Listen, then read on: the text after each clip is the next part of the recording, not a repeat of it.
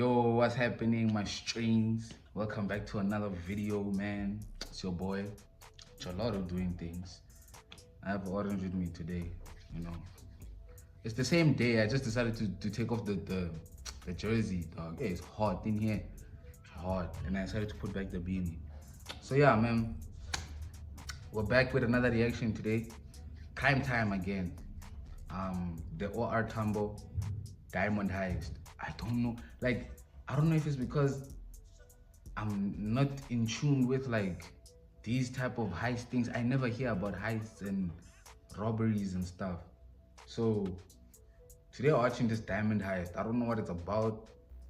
Nje, South Africa is just a crazy place, bro. Yeah, crime time. But yeah, hopefully you guys like this video. And yeah, man, please like, comment, subscribe, do all the nice things. And yeah, man, subscribe to become a strain. If you want to be a strain, subscribe. If you want to be a strain. Yeah, as of right now, we're just gonna react to this video and let's see the OR Tambo Diamond Heist. You feel me?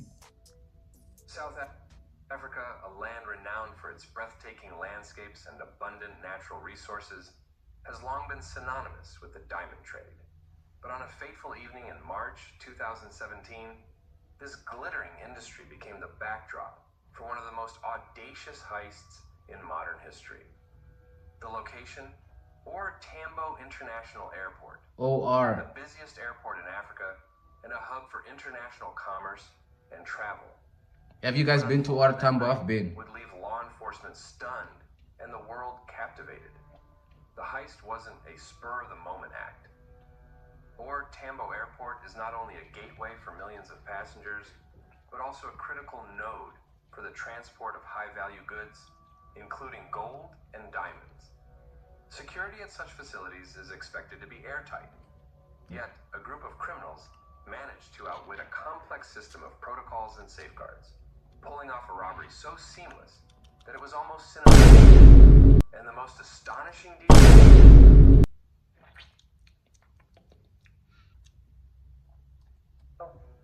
not a single gunshot was fired. My bad. As evening fell on March 7th, 2017, a high-value consignment of diamonds and cash was en route to Switzerland. The shipment was locked in high-security containers and destined for a cargo hold. The cargo terminal at OR Tambo was buzzing with activity, as usual, with staff and security personnel going about their routines. Unbeknownst to them, a well-orchestrated plan was already in motion. This was no ordinary heist. The gang behind the robbery had meticulously planned every detail, relying on inside information and leveraging weaknesses in the airport's security systems. From fake police vehicles to counterfeit uniforms, the operation was as elaborate as it was daring. But how did a group of criminals infiltrate one of South Africa's most secure facilities and make off with millions of rands worth of diamonds? Do you guys know how smart and how like brave you have to be to do something like this? Like the thought process behind it. How long does it take for one to even want to? I'm lost for words, honestly. We'll delve into the heist's meticulous planning, the robbery's execution, the investigation that followed, and the aftermath of this audacious crime. Fasten your seatbelts, because this is a tale of audacity, deception, and intrigue that you won't soon forget. To pull off a heist of this magnitude required more than just courage. Yeah. Meticulous planning and insider knowledge. The gang responsible for the OR Tambo robbery wasn't a ragtag group of amateurs. This was an organized team, likely with connections to both criminal networks and airport insiders. The first clue? Their uncanny ability to bypass OR Tambo's stringent security measures. The robbers used vehicles that were nearly identical to those of the South African Police Service, SAPS. These fake police vans, complete with authentic-looking markings and flashing lights, were crucial to gaining access to restricted areas of the airport. Witnesses later reported that the gang members were dressed in SAPS uniforms. adding an extra layer of credibility to their charade. Fuck! Uniforms and vehicles. I dropped my fucking orange, Chad. It's because you guys are looking at me. Why are you looking at me while I'm eating, bro?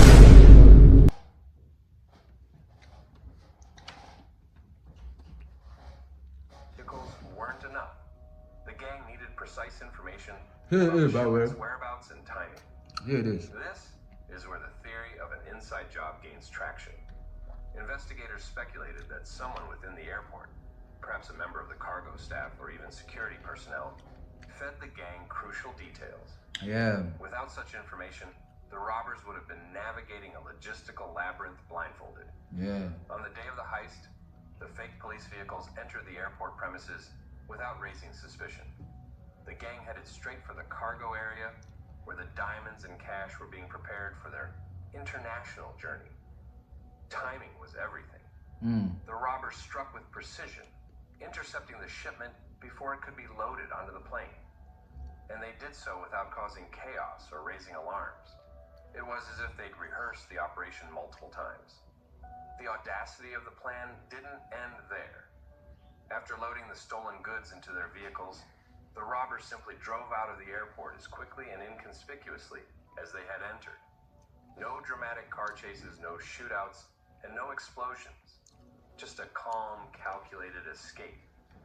It was a textbook example of how meticulous planning can triumph over even the most sophisticated security systems. The aftermath of the heist was a whirlwind of confusion, speculation, and media frenzy. News of the robbery spread like wildfire, with headlines declaring it one of the most daring heists in South African history. Law enforcement agencies scrambled to piece together what had happened, but the gang's clean execution left few clues behind. The immediate focus was on the vehicles used in the robbery. Surveillance footage from the airport revealed the fake police vans entering and exiting the premises. But by the time the footage was reviewed, the vehicles had vanished without a trace. Authorities launched a nationwide manhunt, setting up roadblocks and checkpoints, but it was as if the robbers had disappeared into thin air. Investigators turned their attention to Tambo's security protocols. How could such a high-profile shipment be so vulnerable? Dog, like, how did... Bro, like... dog, like, South Africa, bro, come on, dog. Like, people are even, like, impersonating the cops now, like, they're acting like police. Most Joe as a country are not safe. Most Joe, like, bro, I keep preaching this, bro. You know what? It's useless at this point, bro. It's useless. Inside job gained momentum.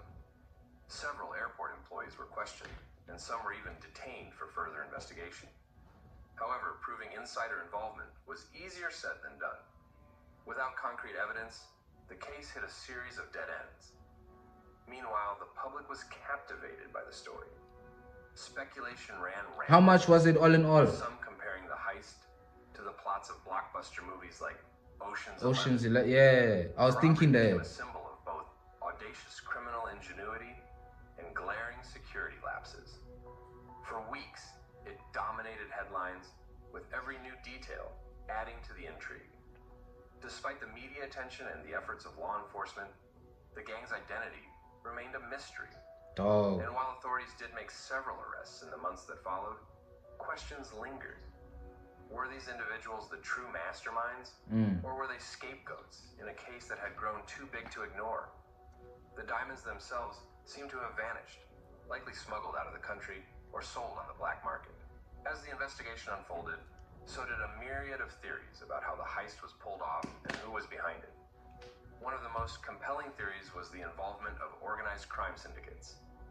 South Africa has long been a hotbed for criminal networks specializing in everything from drug trafficking to illegal diamond trading. Could a syndicate have orchestrated the heist, using the gang as mere pawns? Another theory revolved around the possibility of a mole within the airport. The precision with which the robbers executed their plan suggested they had access to highly specific information. Details about the shipment's location, the timing of its transfer, and even the security protocols in place seemed too precise to be mere guesses. While several airport employees... You know, at this point, I just feel like, bro, in a country like this, bro, if you have a qala, like if you have a case, you should be guilty until proven innocent, bro. Innocent until proven guilty is just allowing people to go free, bro. Like, think about it, ne?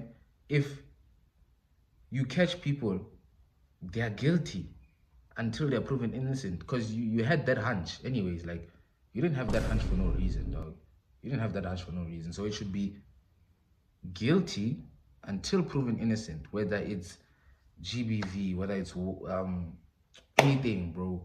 If someone gets arrested, you're guilty until they do their investigations, then you're proven innocent. But that's just me being a person who thinks a lot, a person who thinks all the time, you know.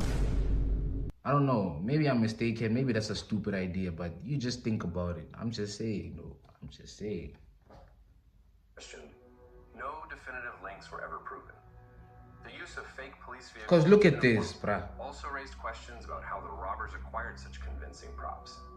Did they have connections within law enforcement? Or were the vehicles and uniforms the work of skilled forgers? Either scenario pointed to a level of sophistication that set this heist apart from typical smash-and-grab robberies. Yet another theory proposed that the heist might have been an inside job orchestrated by individuals with intimate knowledge of the diamond trade. Like, bro. After all, smuggling high-value items like diamonds isn't as simple as walking into a pawn shop.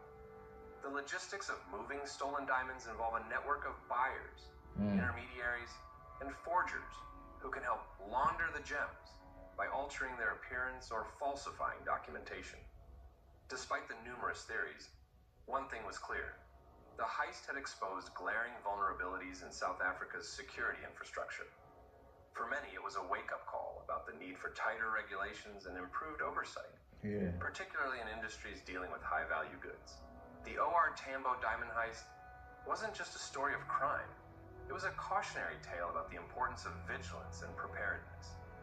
In the wake of the robbery, South Africa's aviation and security sectors faced intense scrutiny. How could a group of criminals infiltrate one of the country's most secure facilities and escape without a trace? One of the immediate responses was a review of Tambo's security protocols. The airport's management vowed to implement stricter measures, including enhanced surveillance systems, more rigorous background checks for employees, and better coordination with law enforcement agencies. However, critics argued that these changes were reactive rather than proactive, pointing out that the vulnerabilities had existed long before the heist. The incident also highlighted the role of insider threats in high-stakes crimes. While no definitive proof of inside involvement was uncovered, the heist underscored the need for organizations to monitor their employees closely. Regular audits, anonymous tip lines, and advanced vetting procedures became part of the broader conversation about how to mitigate such risks. For the diamond industry, the robbery served as a stark reminder of the challenges involved in securing high-value goods. Companies began investing in more robust tracking technologies and secure transportation methods. The idea was to make it as difficult as possible for criminals to intercept shipments, even if they managed to gain access to restricted areas. Ultimately, the Tambo... So what, are they gonna put, like, what's this, a tracker in every diamond or something? Became a case study in the interplay between audacity and oversight. It showed how even the most sophisticated systems can be compromised by a combination of human error and calculated risk-taking. For law enforcement, it was a sobering lesson in the need for agility and adaptability when dealing with increasingly ingenious criminals. Years have passed since the infamous Tambo diamond heist, yet its legacy continues to loom large. The stolen diamonds, valued at millions of rands, remain unaccounted for, a haunting reminder of the criminal's success. The case has become a touchstone in discussions about crime, security, and the lengths to which people will go in pursuit of fortune. For South Africans, the heist is both a point of fascination and frustration.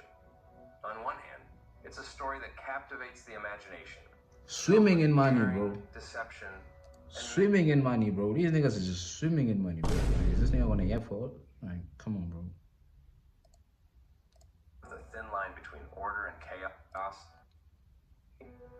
Can't lie, he started yapping after he told the story. I don't lie, like, yo, he started yapping.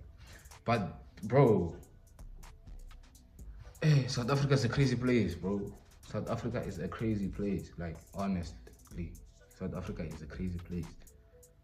Yeah, man, that was the Tambo diamond heist. You know how, bro, those niggas are probably swimming in money. You know that? Like, you know how crazy that is? Alright, bro. But yeah, that's been the video, man. Hopefully y'all like, comment, subscribe to become a strain. I know you wanna be a strain. Come on, bro. Just sub up, bro. Just do it. Just do it, gang. But yeah, it's been Gelato doing things. You know, shout out everyone who's subscribing. Shout out everyone who's liking, who's watching. You don't go unnoticed. I see you. But yeah, that's been today's video, man. Yeah, the girl from Call Me Drinker. Tryna make the bad flip. We in the trap, make a pad flip. Rose band bullet with a bad bitch. Oh, I got money for